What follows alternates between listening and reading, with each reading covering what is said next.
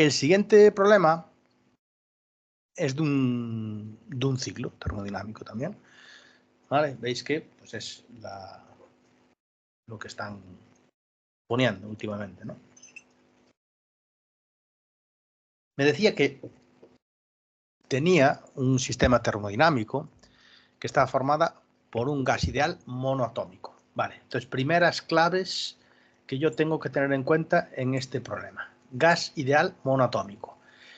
Monoatómico implica que los calores o las capacidades caloríficas de ese gas están dadas en función de R, de la constante de los gases ideales, y que para los gases monoatómicos estas cantidades eran 3 medios de R para C sub V, capacidad calorífica a volumen constante, que aparece, si os fijáis, en estas expresiones de aquí, C sub V, para calcular la variación de energía interna, y que C sub P serán 5 medios de R. Por lo tanto, al decirme que es un gas monoatómico, eso no es un dato sin importancia, sino que es un dato que me obliga a las capacidades caloríficas manejarlas o sustituirlas por las que se corresponden a un gas monoatómico. Bien, luego me dice cuáles son las coordenadas PVT del estado inicial. Me dice que el estado inicial está a 2 atmósferas, 273 Kelvin y 22,4 litros. Cuando yo tengo un gas ideal encerrado en un recipiente, tiene 4 cantidades características, que son presión, volumen, temperatura y número de moles. Dándome 3 de ellas, la cuarta es inmediata y sale de aplicar la ecuación de los gases ideales, ¿no? Suponiendo el comportamiento ideal, que es lo que se hace en estos problemas termodinámicos. Bueno, pues una vez que me fija las coordenadas iniciales o el punto de partida de este gas, me dice que el ciclo termodinámico que describe tiene lugar en 3 etapas. La primera de ellas me dice que es una expansión adiabática. Entonces, aquí, claves. Primero, ¿qué tipo de transformación es? Adiabática. Y segunda clave, ¿hasta dónde llega una de las magnitudes? Me dice que duplicamos el volumen. Luego, que si estamos partiendo de un volumen de 22,4, el volumen del segundo estado, del estado B, será el doble, ¿vale? Es decir, serán 44,8. Siguiente proceso, el que va del punto B al punto C, me dice que es un proceso isócoro. Procesos isócoros son procesos que mantienen constante el volumen, así como los procesos isobáricos son aquellos que mantienen constante la presión. Y me dice que la presión de ese tercer estado es la mitad de la presión que había en el estado inicial. Y si en el estado inicial me dicen, como me dicen, que teníamos 2 atmósferas de presión, resultará que en ese punto C yo tendré 1 atmósfera, la mitad justo. Y luego me dice que hay una tercera transformación que me dice que es isoterma, es decir, que mantiene constante la temperatura y que obviamente, si volvemos, es la transformación que va de C a A, volverá otra vez a las coordenadas del punto inicial. Bien. Entonces, ¿cómo abordamos el problema? Bueno, lo primero que tenemos que hacer cuando tenemos un ejercicio de este estilo es averiguar cuáles son las coordenadas del ciclo, ¿no? El punto A, yo sé que son 2 atmósferas, 273 Kelvin y 22,4 litros. Y el punto B tendrá también unas coordenadas PV y T, y el punto C también. Pues eso es lo primero que tengo que intentar averiguar, ¿vale? De hecho, me dicen que realice el diagrama PV, mostrando por qué puntos pasa eso. Vale. Lo que os decía, como un gas en un problema de termodinámica está caracterizado por presión, volumen, temperatura y número de moles, si yo sé 3 de esas coordenadas, como yo sé del punto A, la cuarta es inmediata. Entonces, la presión me decía que eran 2 atmósferas. El volumen me decía que era 22,4 litros. R es la constante de los gases, 0,082. Y T es la temperatura, que también me decía que son 273. Por lo tanto, este recipiente tiene este ciclo, está recorrido por 2 moles. Yo tengo 2 moles de gas ideal. Vale. Entonces, el punto A ya lo tengo completo. 2 atmósferas, 22,4 litros, 273 Kelvin y 2 moles. Vamos con el punto B. El punto B me dice que es cuando yo paso de A a B, lo hago utilizando una transformación adiabática. ¿Vale? Si yo tengo una transformación adiabática, lo que os decía aquí del formulario, las transformaciones adiabáticas están gobernadas por estas expresiones. Presión y volumen inicial y presión volumen final se relacionan mediante esta expresión de aquí. Y lo mismo pasa con temperaturas y volúmenes. Eso es lo que yo os pongo aquí, ¿no? Que la relación que existe entre el punto A y el punto B es cualquiera de estas dos. ¿Cuál voy a utilizar? Bueno, pues depende de los datos que me dé el problema. ¿Vale? El caso ahora es saber, ¿y esta gamma que aparece aquí en el exponente qué es? Bueno, ese gamma es lo que se llama coeficiente de la diabática y se calcula como el cociente entre C sub P y C sub V. Por eso me decía que el gas era monoatómico, porque C sub P y C sub V valdrán entonces 5 medios de R y 3 medios de R. Es decir, que ese gamma que yo calculo aquí es C sub P entre C sub V y por ser un gas monoatómico, que aquí puse diatómico, es un gas monoatómico, aquí debería poner monoatómico. Ese gamma es 5 medios de R entre 3 medios de R, es decir, que gamma vale 5 tercios. Bueno, pues ya está. ¿Qué voy a utilizar? Voy a utilizar esta expresión de aquí, ¿vale? Aquí es muy fácil. Si no funciona una, funciona la otra. No hay más. Entonces, si no me funciona la de temperaturas y volúmenes, utilizo las expresiones y volúmenes. Vale. Entonces voy a relacionar A con B. Y entonces voy a utilizar este de aquí. Presión de A por VA elevado a gamma igual a presión de B por VB elevado a gamma. Presión de A, 2 atmósferas. Por volumen de A, me lo dice también el problema, 22,4 elevado a gamma, que acabamos de ver que era 5 tercios. Igual a presión de B, que es desconocida, es lo que quiero calcular, por volumen de B elevado a gamma. Y el volumen de B sí que me hablaba de cuánto era, porque en el enunciado me decía, el volumen se duplica, es decir, que pasa a ser el doble de lo que era en el estado inicial. Por eso aquí, si os fijáis, yo estoy poniendo 2 por 22. Bueno. Entonces, de aquí, de manera inmediata, se puede despejar P sub B, ¿no? Sin más que esta parte de aquí se pasa dividiendo por el otro lado, se hacen los cálculos y me da que la presión en el punto B son 0,63 atmósferas. Vale. Y ahora vamos a hacer lo mismo que antes.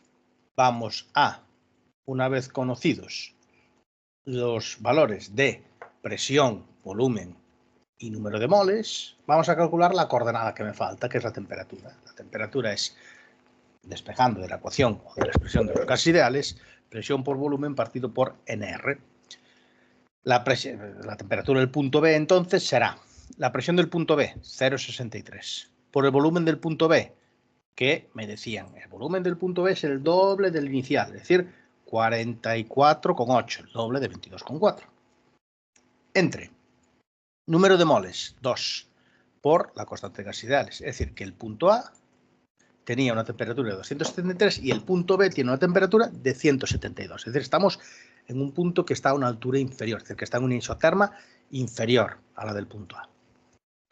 Vamos ahora al punto C, que es el punto que me falta. Este ciclo tenía 3 vértices, el A y el B ya los tengo totalmente determinados, vamos con el C. El proceso que va de B a C, según el enunciado, es un proceso isócoro. ¿Y eso qué implica? Pues implica que si el volumen del punto B eran 44,8, por definición el volumen de C será también 44,8. Vale. Y además, los ciclos son procesos cerrados, con lo cual el gas recorre el camino que va de B a C, pero también de C a A. Y el camino que va de C a A lo recorre, según nos dice el enunciado, de manera isotérmica. ¿Vale? Eso implica que si CA es una transformación isotérmica, A y C, o C y A, tendrán la misma temperatura. Y como el enunciado me decía que el punto A estaba a 273 Kelvin, el punto C estará también a 273 Kelvin. Sabemos temperatura, sabemos volumen, sabemos que el número de moles es constante y son 2, Por lo tanto, la tercera coordenada, o cuarta, como lo queráis ver, si consideráis el número de moles como una coordenada, se sacará aplicando la ecuación de los gases ideales, es decir, P será nRT partido por V, que en este caso me da pues una atmósfera. Una vez que yo tengo todas las coordenadas de todos los puntos por los que pasa el ciclo, se pasa a hacer el diagrama, ¿vale? Aquí tenéis una tabla resumen, ¿no? No aparece el punto A, obviamente, porque el punto A estaba dado por completo en el enunciado. Aquí tenéis la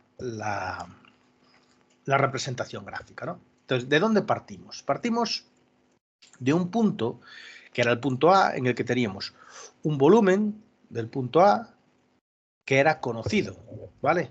Y este volumen del punto A eran 22,4 litros, ¿vale? La presión del punto A también era conocida, eran 2 atmósferas. Entonces, el punto de corte entre esa horizontal y esa vertical es ese punto A que yo tengo ahí. Vale. Ahora, ¿cuáles son las coordenadas del punto B? Pues nosotros vimos que la presión a la que estaba el punto B eran 0,63 atmósferas. Vale, es decir que la presión del punto B son 0,63 atmósferas.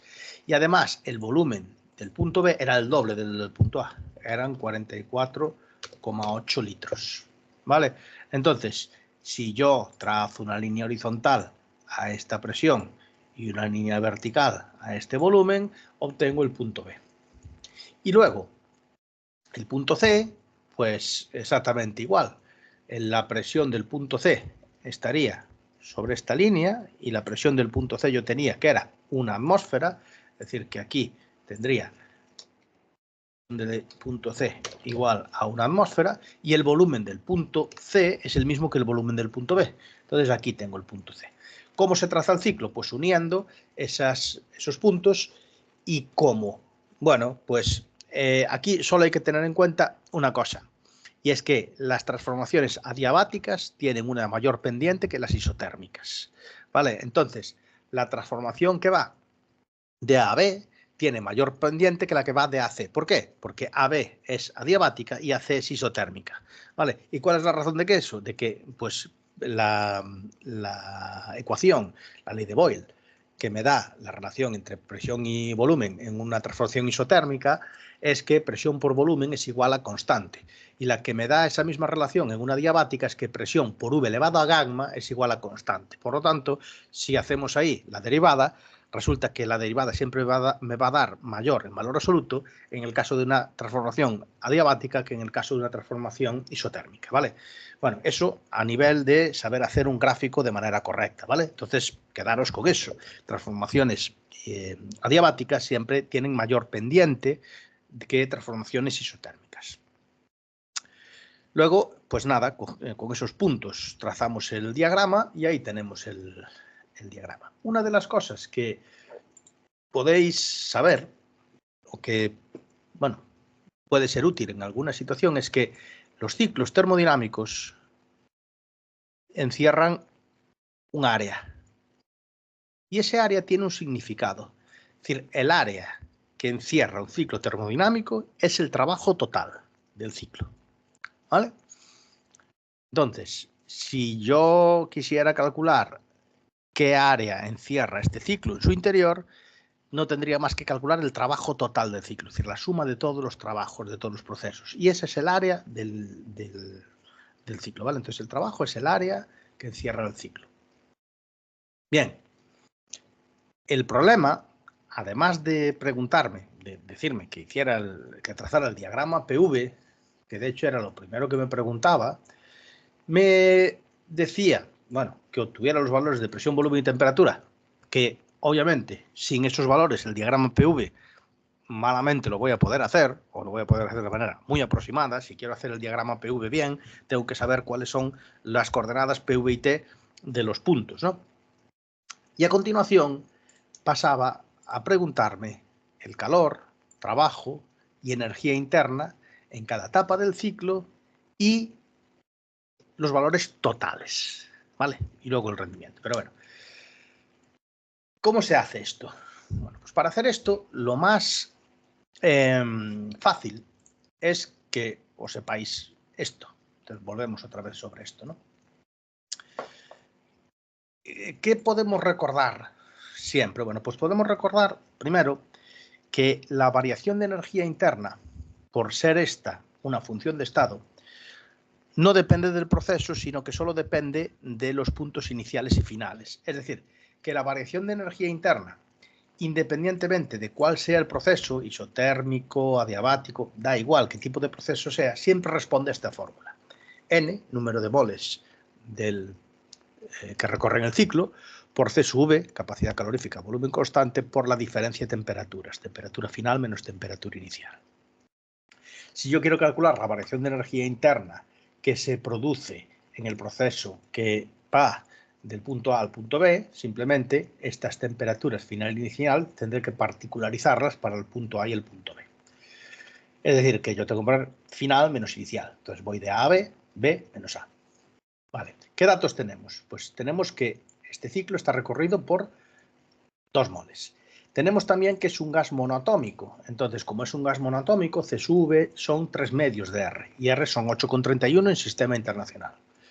Y temperatura de B y temperatura de A eran valores que yo conocía porque yo determiné cuáles eran las coordenadas PV y T de todos los puntos por los que pasaban todos los vértices del ciclo. Haciendo eso, yo tengo un valor de variación de la energía interna entre el punto A y el punto B de 2.517 julios negativos. ¿Vale? Bien. ¿Cómo se calcula el calor? Pues el calor, en este caso, está determinado por el tipo de proceso. Es un proceso adiabático. ¿Y cuál es la definición de proceso adiabático? Pues un proceso adiabático se define como aquel en el que no se produce intercambio de calor. Por tanto, calor cero. Es decir, que este término de aquí es cero. Además, hay otra fórmula de validez general, que es el primer principio de la termodinámica, que con el criterio de signos que nosotros estamos utilizando, lo que me dice es que la variación de energía interna en un proceso determinado es igual a la suma del calor más el trabajo. Si el calor es cero, en un proceso adiabático, resulta que la variación de energía interna coincide numéricamente con el trabajo, o viceversa, ¿no? El trabajo coincide numéricamente con la variación de energía interna. Por lo tanto, si la variación de energía interna resulta que me dio menos 2.517 julios, el trabajo serán también menos 2.517 julios. Con lo cual, variación de energía interna, calor y trabajo para el proceso AB ya los tengo calculados. Ya está. Vamos al siguiente proceso, el proceso BC. El proceso BC es un proceso isócoro. Procesos isócoros implican que se mantiene constante el volumen, ¿vale? Son procesos a volumen constante. Bien, si yo tengo procesos a volumen constante, lo que ocurrirá será que el trabajo es cero. ¿Por qué? La definición general de trabajo es esta. El trabajo es menos la integral de P por diferencial de V. Un proceso en el que el volumen permanece constante es un proceso en el que diferencial de V es cero. Por tanto, si es cero este término, pues resulta que el trabajo será cero. ¿Vale? Entonces, en todos los procesos isócoros, el trabajo es cero. Bien. ¿Cuánto vale la variación de energía interna? Pues la variación de energía interna, como dijimos antes, por ser la energía interna una función de estado y no depender del camino, sino solamente del punto inicial y final, responde a la misma expresión matemática, independientemente de que sea un proceso isotérmico, isobárico, adiabático o isócoro. Es decir, que esta fórmula la puede utilizar para cualquier tipo de proceso. Pues vamos a aplicar este. N, número de moles, 2. C sub V, pues C sub V por ser un gas monoatómico, 3 medios de R. Y R es la constante de los gases ideales, pero en unidad del sistema internacional, 8,31. Y temperatura final menos inicial, si yo estoy yendo de B a C, temperatura de C menos temperatura de B. Con lo cual, obtengo un resultado numérico para la variación de energía interna de 2.517 julios. Y si vuelvo a aplicar el primer principio de termodinámica, que como vimos era una fórmula de aplicación general que vale también para cualquier proceso, y particularmente para el proceso isócoro, el calor tendrá un valor, pero el trabajo sé que es cero, en el caso de un proceso isócoro, en el caso de un proceso a volumen constante, la variación de energía interna coincide numéricamente con el valor del calor. Por eso, a la variación de energía interna se le llama calor a volumen constante, ¿vale? Porque en los procesos de a volumen constante coinciden ambas magnitudes. Es decir, que el calor tiene un valor que es numéricamente idéntico al que me dio la energía interna, 2517 julios, ¿vale? Con lo cual el proceso BC también lo tengo totalmente determinado. Tengo calculado calor, tengo calculada energía interna y tengo calculado trabajo, que en este caso resulta que me había dado 0. Me queda el proceso que cierra el ciclo. El proceso que cierra el ciclo es un proceso isotérmico. Vale, ¿qué ocurre en un proceso isotérmico? Un proceso isotérmico, como vimos, la variación de energía interna también es susceptible de ser calculada así. Pero si tengo un proceso isotérmico que implica necesariamente que la temperatura es constante, las temperaturas de B y C coinciden. Por lo tanto, esta resta es 0. Eso quiere decir que en los procesos isotérmicos la variación de energía interna es 0. ¿Vale? ¿Qué pasa? Que si yo voy ahora al primer principio de la termodinámica y donde pone variación de energía interna pongo 0, resulta que me sale una relación para procesos isotérmicos que me dice que el trabajo y el calor son numéricamente iguales salvo por un signo. ¿Y cuánto vale el trabajo? Pues vamos a ir a la definición general de trabajo. La definición general de trabajo era P por diferencial de V. P, si yo considero comportamiento ideal en estos gases, es nRT partido por V. Y entonces, si yo hago esta integral, me sale que el trabajo en un proceso isotérmico viene dado por esto, menos nRT por logaritmo neperiano de volumen final entre volumen inicial, que es lo que tenéis en el formulario aquí. ¿Veis? Trabajo y calor, que es la misma expresión, pero cambiada de signo. Bien, sabemos todo, sabemos nRT y sabemos los volúmenes, por lo tanto, es simplemente un problema de sustituir. N2, R 8,31, T 273 y volumen final menos volumen inicial. Vamos de C a A, por lo tanto, el punto final es A, el punto inicial es C, es decir, será volumen en A entre volumen en C. Y esos dos valores, coordenadas PV y T, las tengo determinadas de apartados anteriores. Con lo cual obtengo un valor del trabajo de 3.145 julios y, como dijimos antes, el valor del calor será numéricamente igual, pero con un signo menos, es decir, cambiado de signo, ¿no? Bien. En resumen, entonces, ¿cuánto vale la variación de energía interna? La variación de energía interna calculamos para el AB, BC, aquí tenemos. ¿Y qué es importante aquí? Bueno, es importante que las magnitudes, las funciones de estado, es decir, las funciones que tienen delante una delta, como energía interna, entropía o entalpía, en el proceso global, si yo hice bien el problema, tiene que dar 0. Es decir, que al sumar las energías internas de todos los procesos de los que consta el ciclo, el resultado tiene que ser 0. ¿Y qué otra comprobación tengo que, o me tiene que dar? Bueno, pues me tiene que dar que en un ciclo, cuando yo calculo el trabajo total es la suma de todos los trabajos, ¿sí? Bueno, pues el trabajo total tiene que ser numéricamente igual al calor total, salvo por un signo. Si estas comprobaciones funcionan, quiere decir que el problema tiene buena pinta, ¿vale? Es decir, que lo estoy haciendo bien. Si estas comprobaciones no funcionan, en algún sitio me tendré que haber equivocado, ¿vale? Pero variaciones de energía interna, entalpía y entropía, en la suma de todas, la global de todo el ciclo, tiene que ser 0 y calor y trabajo tienen que ser iguales, cambiados de signo, ¿vale? Entonces ahí tenéis la tabla resumen de los resultados de este problema. Y a continuación me mandaba a hacer el rendimiento, ¿vale? Primero, me manda a hacer el rendimiento. Este ciclo, tal y como me lo dan, me dicen que voy de A a B y de B a C. Es decir, que lo estoy recorriendo así, en este sentido. Bien. Esto, como vimos en el problema anterior, es una máquina frigorífica. frigorífica. Es decir, que no es una máquina térmica. Por lo tanto, si me quisieran pedir, en todo caso me pedirían eficiencia. Vale. Por lo tanto, este problema no está bien planteado, porque decía, ¿cuál es el rendimiento de esta máquina térmica? Esto no es una máquina térmica, es una máquina frigorífica. ¿Vale? Entonces, ojo con eso, estaba mal planteado. Bien. Entonces, es una máquina térmica, es una máquina frigorífica. Para ser una máquina térmica, tendríamos que invertir el funcionamiento, es decir, el orden en el que tendría que desarrollarse este ciclo para que fuera una máquina térmica es de A a C, de C a B y de B a A, no como me lo dice en el problema. ¿Vale? Entonces, por eso os puse aquí que para que esto fuese una máquina térmica deberíamos haber invertido su funcionamiento. ¿Vale? Tal y como me lo dice el problema, es una máquina frigorífica.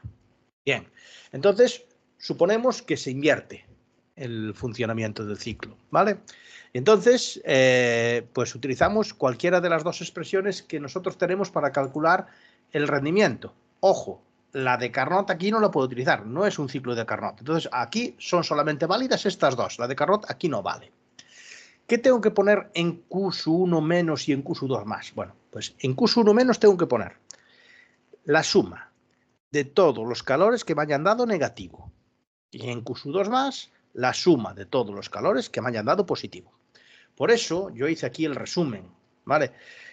¿Qué tengo que poner en Q1 menos? Pues en Q1 menos tengo que ir a todos los calores y seleccionar solo los que son negativos. Que en este caso, pues solo hay uno, menos 3,1. Si hubiera más, pues tendría que sumarlos todos, ¿vale? Entonces aquí, pues, perdón, aquí puse claro, hay que invertirla. Y en Q2, aquí hay un error, y en Q2 más tengo que poner la suma de todos los calores que me hayan dado positivo, ¿vale? Es decir, que en la tabla de recopilación cogería los positivos. Q1 menos entre Q2 más. Espera. Q2 más.